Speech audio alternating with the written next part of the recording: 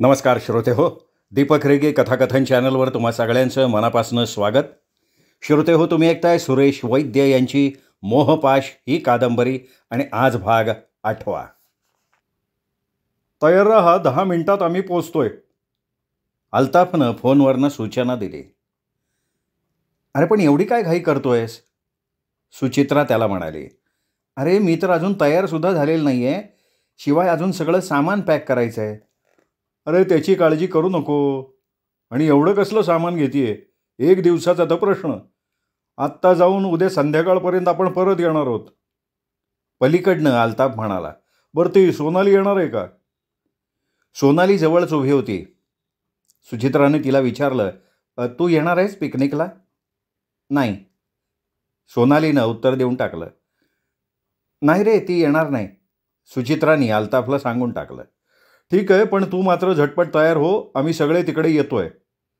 असं म्हणत अल्ताफनं फोन बंद करून टाकला. सुचित्रा लगेचच तयारीला लागली. सुची, तू डॅडींची परवानगी घेतलीस? सोनालीनं सुचित्राला विचारलं.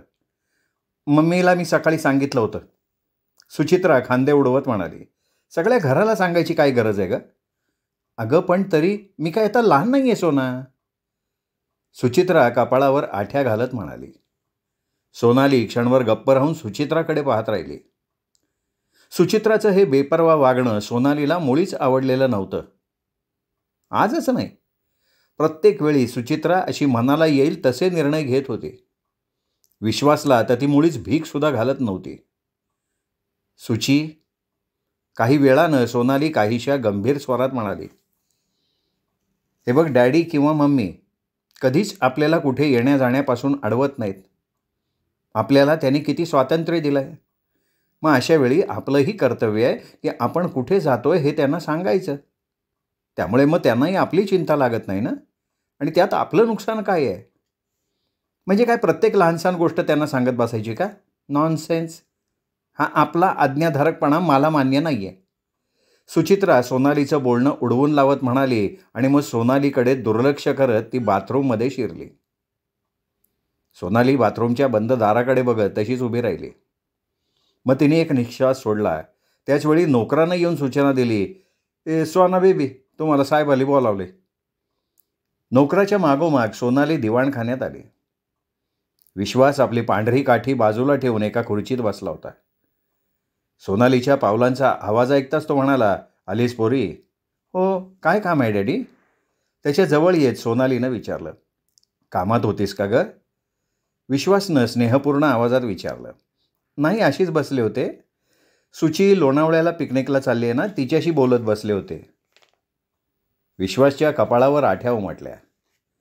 सुचित्राचं वागणं बोलणं सतत बाहेर राहणं त्याला खटकत होतं. पण मोहिनी मात्र तिला प्रत्येक वेळी पाठीशी घालत होती. एक प्रकारे तिच्या स्वैर वागण्याला ती प्रोत्साहन देत होती. पण उगीचच वाद नको म्हणून तो फारसं काही बोलत नव्हता. आत्ताही सुचित्रा पिकनिकला चालली आहे आणि तिने आपल्याला काही सांगितलं नाही हे बघून त्याच्या कपाळावर आठ्या उमटल्या होत्या. पिकनिकला चालली आहे? लोणावळ्याला? हो. तू पण चालली आहेस बरोबर? नाही. म्हणजे सुची एकटीच चालली आहे? हो. आणखीन कोण कोण आहे तिच्याबरोबर? अल्ताफ आहे, जुली आहे, अरुण आहे, बरीचशी मुलं मुली आहेत. विश्वास क्षणभर गप्प राहिला आणि मग म्हणाला, मम्मीला विचारलं तिने? हो, सकाळी विचारलं, म्हणाली. तू का नाही जात आहेस? माझी इच्छा नाही आहे डॅडी. माझं एक ऐकशील सोना? हो, असं का म्हणता डॅडी? मी तुमचं ऐकलं नाही असं कधी झालं आहे? मला त्याची कल्पना आहे पोरी. तरीही तुला तुझ्या मनाविरुद्ध काही करायला सांगायचं म्हणजे नाही. हां, असं काही नाही डॅडी. तुम्ही जे काही सांगाल ते योग्यच असेल, सांगा ना. तू सुचीबरोबर जावंस असं मला वाटतं. तुम्ही दोघी बरोबर असलात ना तर बरं होईल. स्वतःसाठी नाही पण सुचीसाठी तरी तू जावंस असं वाटतंय. सोनाली काही बोलली नाही. पण डॅडी हे का सांगतायत हे तिच्या लक्षात आलं होतं. ती बरोबर असल्यामुळे सुचित्राच्या वागण्याला थोडाफार तरी लगाम बसणार होता. जाशील ना? हो डॅडी.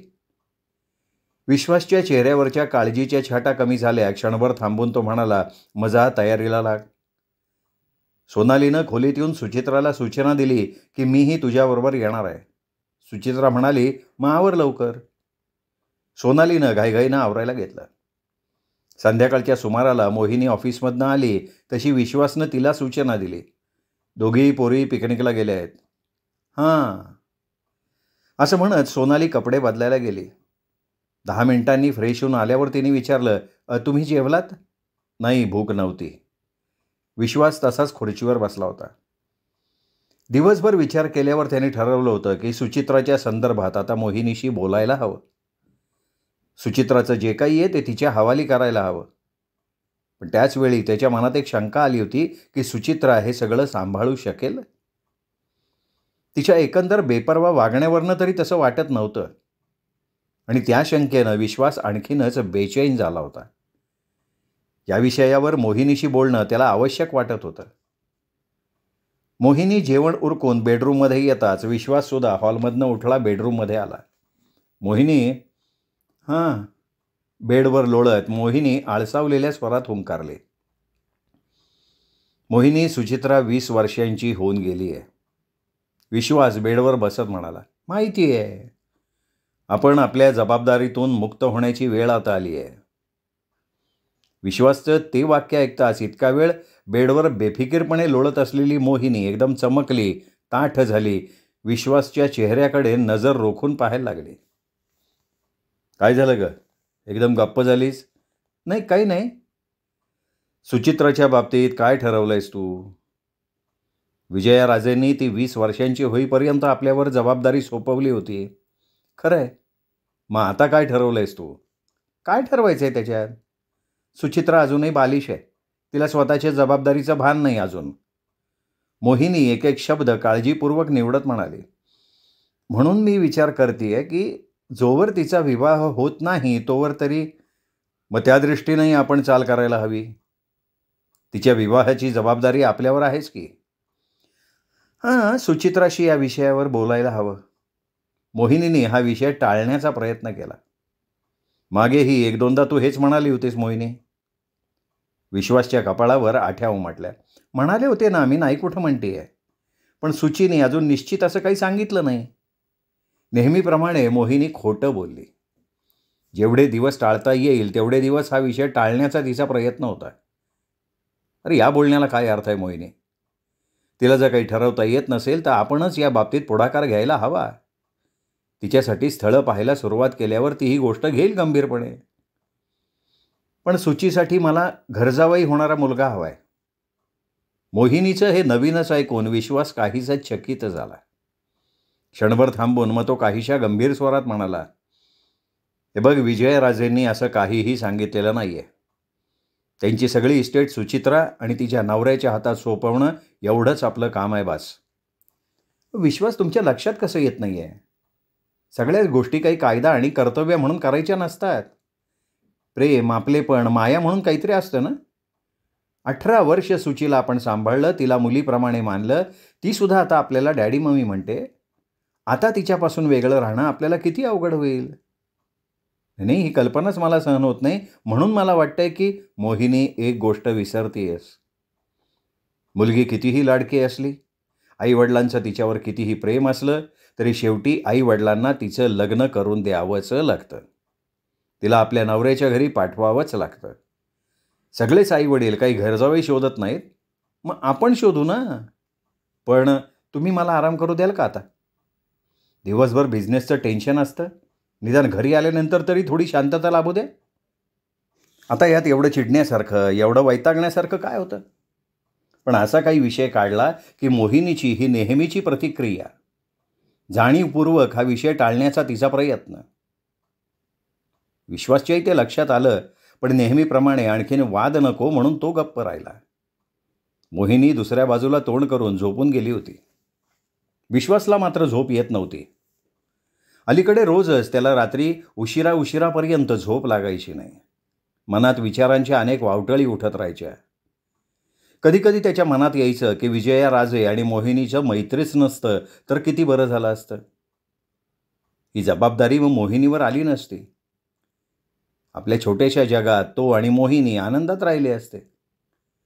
आज गाडी, बंगला, नोकर, चाकर सगळं काही आहे, पण मनाला शांती नाही, चैन नाही, रात्री सुखाची झोपही नाही. मोहिनीही त्याच्यापासून किती लांब गेली आहे. विश्वास पडल्या पडल्या या सगळ्या गोष्टींचा विचार करत होता. आज नेहमीपेक्षा तो जरा जास्तच बेचैन झाला होता. मोहिनीविषयीची कडवटपणाची धार तीव्र झाली होती. वाटत होतं आजपर्यंत मनात जे काही दाबून ठेवलंय ते फाड फाड बोलून टाकावं, मोहिनीला स्पष्टपणे सुनवावं.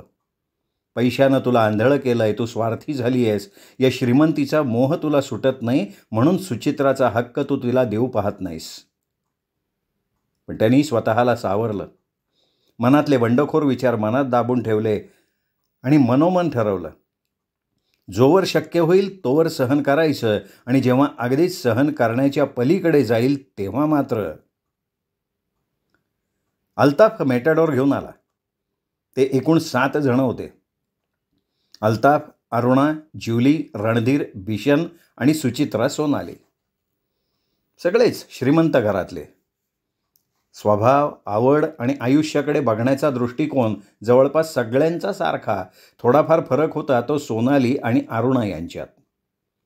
एका मर्यादेपर्यंत त्या आयुष्याची मजा घ्यायच्या. त्या मर्यादेपलीकडे त्या कधी जात नसत आणि दुसऱ्यालाही जाऊ देत नसत. अल्ताफनं येतानाच बिअरचे 2 क्रेट गाडीत ठेवले होते. रणधीरनं कुठून तरी चरस घातलेल्या सिगरेट मिळवल्या होत्या. तसा तो अधूनमधून या सिगरेट ओढायचा. 1-2दा आग्रह करून त्यांनी सुचित्रालाही ओढायला लावल्या होत्या. सोनालीला जेव्हा हे समजलं तेव्हा तिने सुचित्राला समजावण्याचा, सावध करण्याचा प्रयत्न केला होता, पण नेहमीप्रमाणे सुचित्रानं सोनालीचं बोलणं उडवून लावलं होतं. सुचित्राचं हे स्वैर वागणं सोनालीला नेहमी खटकायचं, पण अजूनपर्यंत तरी तिने याबाबत विश्वासला काही सांगितलं नव्हतं. तसं काही सांगणं म्हणजे विश्वासला मनस्ताप देण्यासारखं होणार होतं, म्हणून शक्यतो सुचित्राला ती समजवायचा प्रयत्न करू पाहत होती. पण अद्यापपर्यंत तरी तिच्या ह्या प्रयत्नांना फारसं यश येत नव्हतं. गाडी हायवेला लागताच रणधीरनं सिगरेट शिलगावली. त्याच क्षणी सोनालीच्या कपाळावर आठ्या पाडल्या. पिकनिकच्या सुरुवातीला तिचा मूड खराब झाला. यासाठी या सगळ्यांबरोबर यायला ती टाळत होती. आजही विश्वासनं सांगितलं नसतं तर ती आलीच नसती. रणधीर तिच्या शेजारीच बसलेला असल्यामुळे चरस घातलेल्या सिगरेटचा वास तिला सहन होत नव्हता. सौम्य शब्दात नाराजी व्यक्त करत ती रणधीरला म्हणाली, रणधीर, प्लीज सिगरेट बाजूला घे, मला सिगरेटचा धूर नाही सहन होत. आणि मलाही नाही होत. सोनालीच्या शेजारी बसलेली अरुणासुद्धा म्हणाली. अरे म्हणून तर तुम्ही आमच्या ग्रुपमध्ये असूनही अस्पृश्य असताना. स्टेअरिंगवर बसलेला अल्ताफ हसून म्हणाला, आमच्या दृष्टीनं तेच चांगलं आहे बरं. अरुणा तोंड वेडवाकडं करत म्हणाली. रणधीरनं सिगरेट आता बिशनकडे दिली होती. हळूहळू एकाकडून दुसऱ्याकडे, दुसऱ्याकडून तिसरीकडे अशी सिगरेट फिरायला लागली. गाडीत धुराचा हलकासा पडदा तयार झाला होता. कडवट्ट आणि उग्र वासानं गाडीतलं वातावरण कोंदटल्यासारखं झालं होतं. सोनाली आणि अरुणाला श्वास घेणं कठीण होत होतं, पण इलाज नव्हता. त्यांच्या नाराजीकडे कुणी लक्ष देत नव्हतं. अल्ताफनं आता गाडीतला टेप चालू केला होता. काही वेळ फिल्मी गाणी ऐकल्यानंतर ज्युलीनं इंग्लिश गाणी म्हणायला सुरुवात केली. मग बिशनला चेव आला. गिटार उचलून तोही मोठमोठ्यानं गायला लागला. त्यांना निघायलाच उशीर झाल्यामुळे पनवेल ओलांडलं तेव्हा दिवस कल्ला होता. आजूबाजूच्या झाडीमुळे अंधार चांगला जाणवत होता. अजून तर घाट यायचा होता आणि ही लोक आत्ताच बेताब झालेली होती. सोनाली मनातनं पस्तावत होती. कशाला आलो आपण या लोकांच्या बरोबर? हा काय पिकनिकचा उत्साह आहे? निव्वळ नशेतला धांगडधिंगा. ह्यालाच हे लोक पिकनिक समजत असतील तर ह्यांच्याबरोबर येणारे आपण मूर्ख. त्या विवेकानंदाला धडा शिकवला पाहिजे डिअर. सिगरेटचा धूर आत ओढून घेताना लागलेल्या ठसक्यानं छाती चोळत चोळत सुचित्रा काहीशा अडखळत्या स्वरात म्हणाली, कोण? अल्ताफनं सिगरेटचा कश घेत विचारलं. स्टेअरिंग बिशनच्या हवाली करून तो सिगरेट ओढत होता आता. अरे तोच की तो अभय, आणखीन कोण? सुचित्राच्या डोक्यातनं अजूनही अभयचा विचार दूर व्हायला तयार नव्हता. अरे तू भी ना सुची. रणधीर तोंड वेडवाकडं करत म्हणाला, अरे यार, त्या मच्छरचं नाव काढून सगळी मजा खराब करतीयस. त्याला तू एवढी का किंमत देते तेच मला कळत नाही. मच्छरच माणसाची झोप उडवतो, माहिती आहे ना तुला? सुचित्रा म्हणाली. 2 दिवसांपूर्वी अभयनं केलेला अपमान आठवून तिचा चेहरा लाल झाला होता. मनातला संताप डोळ्यात जमा झाला होता. नशेमुळे त्यात भर पडली होती आणि म्हणून त्याला धडा शिकवायला पाहिजे. सुचित्राचा आवाज आता काहीसा चढला होता. अरुणा सोनालीच्या कानाजवळ तोंड नेत हलक्या आवाजात म्हणाली, हे लोक आता जमिनीवरनं नाही आकाशातनं चालतायत. बिशन स्टेअरिंग फिरवता फिरवता नशेत काहीतरी गुणगुणत होता. तो जणू आपल्याच धुंदीत होता. त्याला जणू कुणाचंच कसलंच बोलणंच ऐकू येत नव्हतं. मला तर आता भीती वाटायला लागली आहे का? सोनाली ही अरुणाच्या कानाशी लागत म्हणाली. हे लोक ना आपल्याला जमिनीवरनं थेट आकाशात तर पाठवणार नाहीत ना? अरुणा हलकेच हसली, पण मनातनं तिलाही तीच भीती वाटत होती. आता एवढ्यात घाटाला सुरुवात होणार होती आणि बिशनच्या हातात स्टेअरिंग होतं.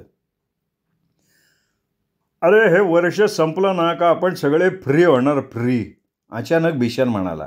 बरोबर, सगळे एका सुरात म्हणाले.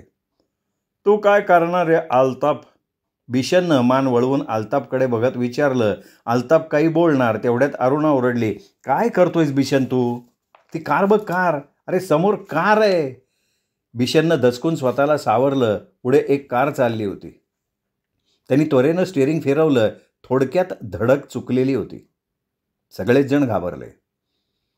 जरा शुद्धीवर राहून ड्रायव्हिंग कर ना बिशन, सुचित्रा म्हणाली. अरे तूही कमाल करते सुची, बिशन हसून म्हणाला. अरे बेहोशीचे सगळे ॲटम तर गाडीतच आहेत. तू आहेस, चरस आहे, बियर आहे, होश राहणार कसा? बिशनच्या बोलण्यावर सगळेच हसले. विशेषतः सुचित्राला त्यानं बेहोशीच्या ॲटममध्ये ॲड केलेलं पाहून. अंधार आता जास्तच गडद झाला होता. घाटाच्या वळणावळणाचा रस्ता जास्तच भीतीदायक वाटत होता. अरुणा आणि सोनालीची छाती धडधडायला लागली होती. नशेनं त्या सगळ्यांचे डोळे तारवटलेले त्यांना स्पष्टपणे दिसत होते. बिशन तू आता मागं ये, तोपर्यंत मी ड्रायव्हिंग करतो, रणधीर आपल्या जागेवरनं उठत म्हणाला. सगळ्यात जास्त नशा त्याला चढली होती. नाही नाही, बिशनला करू दे ड्रायव्हिंग, अरुणा घाबरून म्हणाली. सगळे हसले. घाबरतीये, सुचित्रा नशेनं जड झालेल्या स्वरात म्हणाली. सगळेजण पुन्हा जोरात हसले. अरुणा चिडली आणि म्हणाली, तुम्ही सगळे नशेत आहात. त्यात काय नवीन नाही अरुणा डिअर. ओके थांबा, सोनाली उठत म्हणाली. तुम्ही सगळे तुम्हाला हवं ते करा, ड्रायव्हिंग मी करते. तू ड्रायव्हिंग करणार? अल्ताफ हसला. का, त्यात हसण्यासारखं काय आहे? अरे हसण्यासारखं नाही तर काय. अरे ड्रायव्हिंग करणं मर्दानी काम आहे सोनालीजी, ते काम आम्हाला करू दे. मग रणधीरकडे वळत अल्ताफ म्हणाला. या यार, तू जरा स्टेअरिंग सांभाळ. बिशनची नशा झालेली दिसती, त्याला जरा 2-4 फुकं मागे येऊन मारू दे, जरा आणखीन मजा येते का नाही बघ. नाही नाही नको, अरुणानं हलकासा विरोध करण्याचा प्रयत्न केला. बिशन गाडी साईडला घे ना यार. बिशननं गाडी जरा साईडला घेऊन उभी केली. रणधीर तोल सावरत ड्रायव्हिंग सीटवर बसला. प्लीज रणधीर, मी करते ना ड्रायव्हिंग. सोनालीने पुन्हा एकदा त्याला अडवायचा प्रयत्न केला, पण रणधीरनं तिच्याकडे दुर्लक्ष केलं. बिशननं मागच्या सीटवर येऊन ज्युलीच्या हातातनं सिगरेट घेतली. रणधीरनं गिअर टाकला. गाडी हलकाच धक्का खात पुढे सरकली. समोरच्या अंधारात गाडीच्या हेडलाईटच्या प्रकाशात काळा कुळकुळीत रस्ता एखाद्या सापासारखा वळणदार वळणं घेत होता. गाडीतला धुराचा पडदा आता आणखीन गडद झाला होता. त्याच्या त्या कडवट आणि उग्र वासानं अरुणा आणि सोनालीचं डोकं भणभणायला लागलं होतं. इतर सर्वजण मात्र आपल्याच मस्तीत दंग होते. रणधीर गाडी वेगात चालवत होता. सोनाली आणि अरुणानं एकमेकींचे हात घट्ट पकडून ठेवले होते. बिशनची तार पुन्हा जोडायला लागली होती. सिगरेटचा कश घेत तो म्हणत होता. मगाशी काय म्हणत होतो मी? फ्री झाल्यावर आपण काय करणार? बोलता बोलता त्यांनी सिगरेटचा कश घेतला. सिगरेट सुचित्राच्या दिशेनं पुढं केली. इनफ. सुचित्रानं आपलं डोकं सीटच्या कडेवर टेकवलं होतं आणि ती म्हणाली, आय वॉन्ट टू स्लीप. तिची ती अवस्था बघून सगळे हसायला लागले. रणधीरच्या डोळ्यांवर आता झापड यायला लागली होती. मध्येच आपलं डोकं झटकत तो ड्रायव्हिंगवर आपलं लक्ष केंद्रित करू बघत होता, पण ते त्याला फारसं शक्य होत नव्हतं. पण ते त्याला सांगणं त्याला कमीपणाचं वाटत होतं. घाटातली वळणं आता अधिकच अवघड होत चालली होती आणि त्या वळणांवर गाडी ड्राईव्ह करताना रणधीरची चांगली त्रेधा उडत होती. गाडीतले बहुतेक जण आता बसल्या जागी पेंगत होते. अर्धवट झोपेत किंवा नशेच्या अंमलाखाली त्यांना आजूबाजूचं भान राहिलेलं नव्हतं आणि अचानक अरुणा जोरात किंचाळली. रणधीरनं स्टेअरिंग गरागरा फिरवत गाडी कंट्रोल करण्याचा प्रयत्न केला, पण ते त्याला शक्यच झालं नाही. एक जोरदार आवाज आला. अर्धवट झोपेत असलेले अल्ताफ, जुली, सुचित्रा एकमेकांच्या अंगावर आपटले. अरुणा आणि सोनालीचं डोकं एकमेकींवर आपटलं होतं. दोघींच्याही तोंडून अस्फुट किंकाळ्या बाहेर पडल्या आणि मग सगळंच शांत झालं. ज्या ट्रकला अचानक समोर बघून हा अपघात झाला, तो ट्रक थोड्या अंतरावर जाऊन थांबला होता. त्या ट्रकचा ड्रायव्हर खाली उतरला, मॅटॅडोरजवळ आला. त्याने मॅटॅडोरच्या आतल्या भागात नजर टाकली आणि आतलं दृश्य बघून चांगलाच घाबरला. आत 6-7 तरुण तरुणी होते. सगळेजण अस्ताव्यस्त पडलेले होते. कोणाचीच काही हालचाल दिसत नव्हती. ड्रायव्हरनं रस्त्याच्या दोन्ही टोकांकडे एक नजर टाकली. रस्ता पूर्णपणे मोकळा होता. एकही वाहन येताना दिसत नव्हतं. ड्रायव्हरनं झटकन निर्णय घेतला. तो वळाला, धावत आपल्या ट्रकजवळ आला आणि कोणी पाहायच्या आत त्याने ट्रक सुरू केला आणि वेगात तो मुंबईच्या दिशेनं पळून गेला. अभय अगदी छानपणे गुणगुणत गाडी चालवत होता. त्याचं ड्रायव्हिंग सफाईदार होतं आणि अशा घाटातून वगैरे गाडी चालवताना तर तो अधिकच सावध असायचा. हातात गाडी आहे म्हणून वाटेल त्या वेगानं चालवण्याच्या तो अगदी विरुद्ध. काही निर्बंध आपणच आपल्यावर घालून घ्यायचे असतात. उगाचच नको तिथे आपल्या पराक्रमाचं प्रदर्शन करायचं नसतं याची अभयला जाणीव होती. काही वेळापूर्वी अशाच एका मॅटॅडोरनं त्याला चांगलंच डिस्टर्ब केलं होतं. मागून वेगात आलेली ही मॅटॅडोर त्याच्या गाडीवर धडकणारच होती. थोडक्यात अपघात होण्यापासून वाचला होता. मॅटॅडोरचा ड्रायव्हर दारू पिऊन गाडी चालवत होता का काय कोणास ठाऊक. त्याला ओव्हरटेक करून मॅटॅडोर जेव्हा वेगात पुढे निघून गेली होती, तेव्हा तर अभयची खात्रीच झाली होती की मॅटॅडोरचा ड्रायव्हर नक्कीच नशेत गाडी चालवत होता. आणि हा ड्रायव्हर जर धोकादायक वळणं असलेल्या या रस्त्यावरनं याच पद्धतीनं गाडी चालवत राहिला तर नक्कीच कुठेतरी अपघात करून बसणार होता. ही माणसं स्वतःच्या जीवाविषयी एवढी बेफिकीर कशी असू शकतात याचंच त्याला नवल वाटत होतं. अभय आता अधिकच सावधपणे गाडी चालवत होता. कारच्या हेडलाईटच्या प्रकाशात समोर येणारं प्रत्येक वळण तो अतिशय काळजीपूर्वक पाहत होता. अशा वळणावर गाडीचा वेग तो आणखीनच कमी करत होता. घाट रस्ता आता संपत आला होता. आणखीन एखाद दुसरं वळण गेलं की पुढचा सगळा रस्ता सरळ. अभयनं सुटकेचा हलकाच निश्वास सोडला. तो पुन्हा रिलॅक्स मूडमध्ये गुणगुणायला लागला आणि अचानक कारच्या प्रकाशात त्याला समोरचं भयानक दृश्य दिसलं. मगाशची ती मॅटॅडोर रस्त्याच्या एका बाजूला असलेल्या दरडीला धडकून तिरकी होऊन उभी राहिली होती. अभयच्या मनात शंकेची पाल चुकचुकली. क्षणभर अभयच्या मनात आलं असंच पुढे निघून जावं.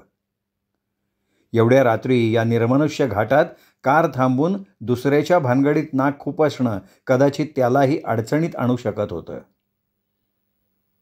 पण क्षणभरातच मनात आलेला हा विचार त्यांनी बाजूला सारला. त्यांनी कार थांबवली. आपल्याला होणाऱ्या त्रासापेक्षा या क्षणी माणुसकीच्या नात्यानं त्याला त्या गाडीत बसलेल्या लोकांची चिंता वाटत होती. कार थांबून तो उतरला, मॅटॅडोरजवळ गेला. मॅटॅडोरचा दरवाजा बंद होता.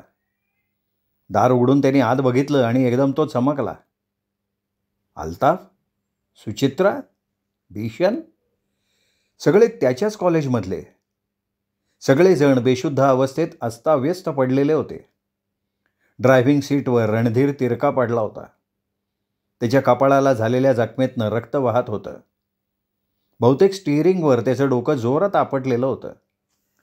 एक दोघे जण सीट समोरच्या पॅसेजमध्ये आडवे झाले होते. अभय क्षणभर डोळे विस्फारून बघत राहिला. मग तो आत शिरला. सगळेच बेशुद्ध. अचानक एका कोपऱ्यातनं कोणीतरी कणल्याचा आवाज आला. अभयनं चमकून वळून बघितलं तर सोनाली हलक्या आवाजात कणत होती. त्यांनी झटकन पुढे होत तिला आधार दिला, उठून बसवलं. तिला कुठेही जखम वगैरे झालेली नव्हती. केवळ घाबरल्यामुळे आणि तोल गेल्यामुळे ती सीटवरनं खाली पडली होती. अभयनं आधार देऊन तिला बसवल्यावर ती थोडीशी भानावर आली. अभयला समोर बघून ती चकितच झाली. तुम्ही? अहो, अभय म्हणाला आणि मग क्षणभर थांबून त्याने विचारलं, हे कसं काय झालंय सगळं? कुठे चालला होता तुम्ही सगळे? आम्ही लोणावळ्याला पिकनिकला, सोनाली म्हणाली. दरम्यान या क्षणीही गाडीत साठून राहिलेला धुराचा उग्र वास अभयलाही जाणवला होता. हा कसल्या तरी अंमली पदार्थाचा वास आहे हे त्याच्या लक्षात यायला वेळ लागला नाही. याचाच अर्थ हे सगळेच जण नशेत आहेत तर. अभय मग आडव्या तिडव्या पडलेल्या एकेकाला सरळ करून सीटवर बसवायला लागला. सगळ्यांनाच थोडंफार लागलं होतं, पण सुदैवानं कोणाच्याही जखमा फारशा गंभीर नव्हत्या. बेशुद्ध होण्याइतपत अजिबात नव्हत्या. अभयनं तसं बोलून दाखवताच सोनाली काहीशा खालच्या स्वरात म्हणाली, चरस घेतलेली सिगरेट ओढल्यामुळे ते सगळे नशेत आहेत. अभय काही क्षण विचार करत गप्प राहिला. मग त्याने सोनालीला विचारलं, तुम्ही ड्रायव्हिंग करू शकता? हो, मी तर तसं आधीच सुचवलं होतं, पण रणधीर आणि बिशननं माझं ऐकलं नाही. हे लोक एवढे नशेत होते की. आणि तुम्ही? नाही, मला नाही असलं काही आवडत. ठीक आहे, अभय समाधानानं म्हणाला. तुम्ही असं करा, तुम्ही माझी कार चालवत पुढे व्हा, मी ही मेटाडोर घेऊन येतो. सोनालीनं मान डोलवली आणि ती उठायला लागली. अभयने तिला हात देण्यासाठी हात पुढे केला. थँक्स, मी ठीक आहे, असं म्हणत सोनाली मेटाडोरमधनं खाली उतरली. त्याच्या कारकडे जाणाऱ्या सोनालीकडे तो काही क्षण बघत राहिला. तिने कार सुरू करताच त्यांनी रणधीरला ड्रायव्हिंग सीटवरनं बाजूला केलं आणि स्वतः ड्रायव्हिंग सीटवर बसला. सुदैवानं मेटाडोर चालण्याच्या अवस्थेत होती. लोणावळ्याच्या डॉक्टर दांडेकर चॅरिटी हॉस्पिटलमध्ये त्या सगळ्यांच्यावर उपचार केले गेले. अभय हॉस्पिटलच्या रेस्ट हाऊसमध्ये थांबला होता. सोनालीनं त्याला जे काही घडलं ते थोडक्यात सांगितलं होतं. अभय शांतपणे ऐकत राहिला होता. त्यावर कसलीही टीका टिप्पणी केलेली नव्हती. ते बोलत असताना शिपायानं येऊन सांगितलं, साहेब, ते औषधाचं पार्सल गाडीतनं उतरून घेतलं बरं का. ठीक आहे, ते स्टोअर कीपरच्या ताब्यात दे आणि पोच पावती आणून द्या. शिपाई मान डोलवून निघून गेला. आमच्यामुळे तुम्हाला खूप त्रास झाला ना? सोनाली काहीशा ओशाळवाण्या स्वरात म्हणाली. छे, त्यात कसला आलाय त्रास? अभय सहज स्वरात म्हणाला, उठून उभा राहिला आणि म्हणाला, मला वाटतं 2 तासात हे सगळे होतील नॉर्मल. त्यांच्या जखमा फारशा गंभीर नाही आहेत. डॉक्टर शिंदेंशी माझं बोलणं झालं आहे. त्यानंतर तुम्ही मुंबईला किंवा जो काही तुमचा प्रोग्राम असेल त्याप्रमाणे तुम्ही जाऊ शकता. मला मात्र आता निघायला हवं. तुम्ही लगेच परत जाणार? अहो, मी केवळ औषधांचं पार्सल पोचवायला आलो होतो, ते काम झालं. मग क्षणभर थांबून तो पुढे म्हणाला, तसं डॉक्टर शिंदेंना मी सगळं काही समजून सांगितलं आहे. इथे तुम्हाला कसलाही त्रास होणार नाही. पण तशीच काही अडचण आली तर निसंकोचपणे त्यांना सांगा, ते तुम्हाला नक्की मदत करतील.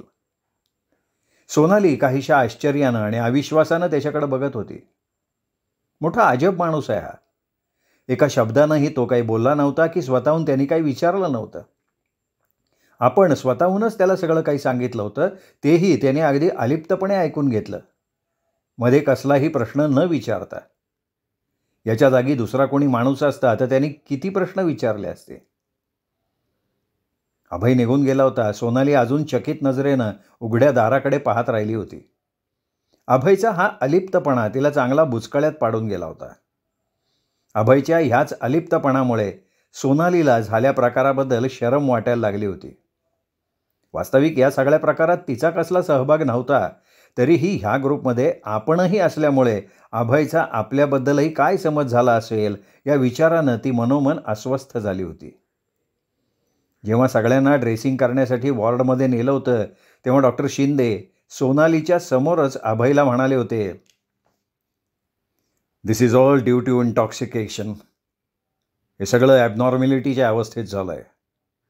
मला मोठं नवल वाटतं अभय की हे लोक सगळे सही सलामत राहिले कसे. अभयनं यावर कसलीही प्रतिक्रिया व्यक्त नाही केली. डॉक्टर शिंदे वयस्कर होते. तरुण मुलांचं असं बेताल वागणं त्यांना मुळीच पसंत नव्हतं. ते काहीसे चिडून म्हणाले होते, सगळ्यांनी चरसची नशा केली होती. यातली फक्त एक मुलगी नॉर्मल आहे आणि ती म्हणजे ती अरुणा. आणि ही एक त्यांच्यामध्ये सामील झालेली दिसत नाही आहे. असं म्हणत डॉक्टर शिंदे यांनी सोनालीकडे पाहिलं. अभयनं केवळ नजर उचलून सोनालीकडे बघितलं, मग मान दुसरीकडे वळवली. एनिवे 1-2 तासांनी हे सगळे हिंडू फिरू शकतील. तसं काही त्यांना विशेष लागलेलं नाही आहे, किरकोळ इंजुरी आहे. पण मला राहून राहून नवल वाटतं याची ही तरुण पिढी कुठल्या दिशेनं चालली आहे. आजच्या ह्या तरुण पिढीच्या हातात देशाचं भविष्य काय सुरक्षित राहणार आहे. शेमफुल. सोनालीचा चेहरा पडला होता. मनोमन तिला स्वतःची शरम वाटत होती.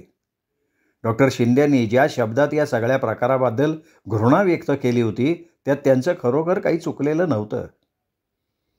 सोनाली अशी आपल्याच विचारात हरवून गेली असताना तिने बघितलं अभय पुन्हा परत येत होता. स्वतःला सावरत सोनाली उठून उभी राहिली.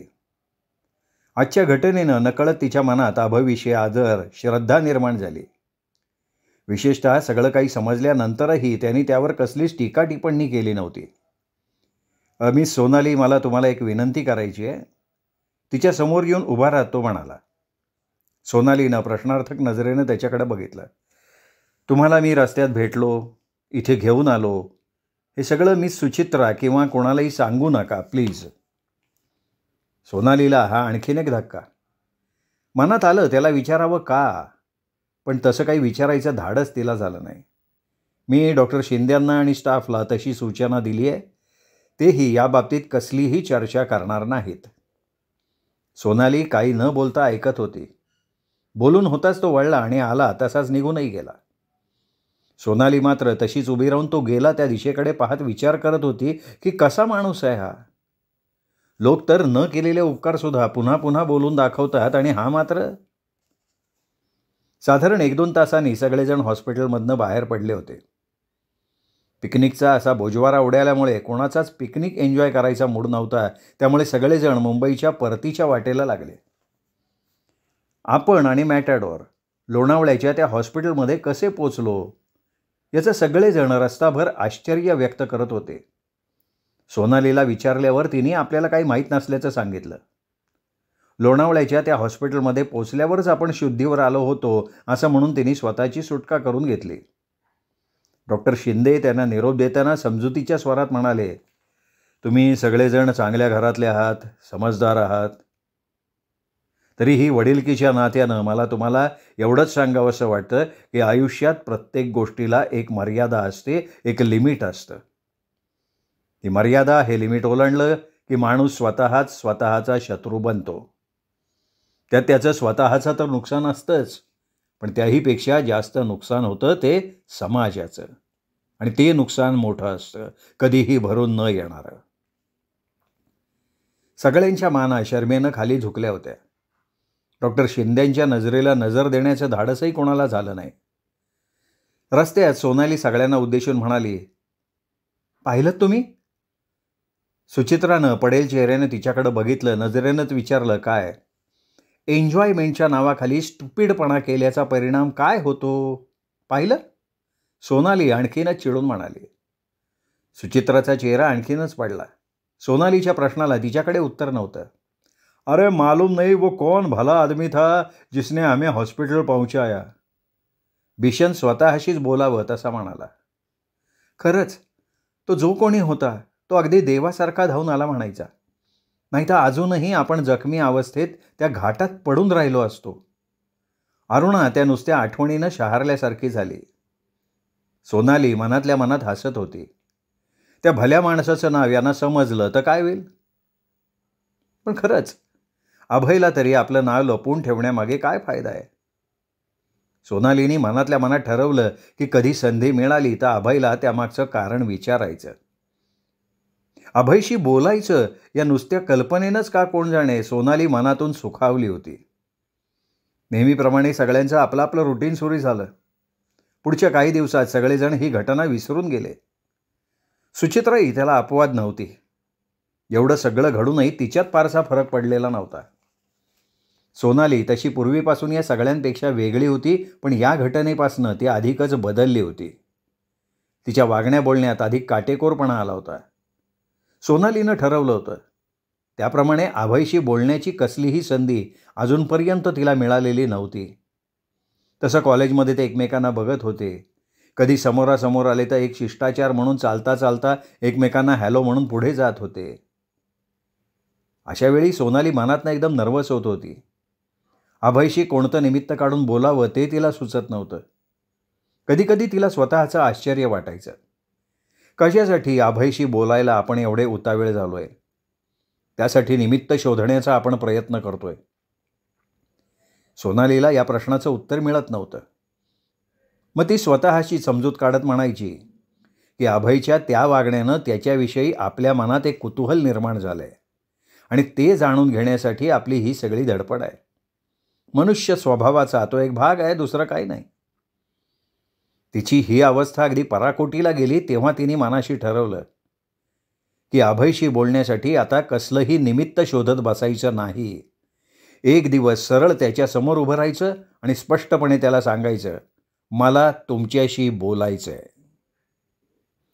श्रोते हो, हा होता भाग 8. भाग 9. उद्या. तोपर्यंत नमस्कार मित्र.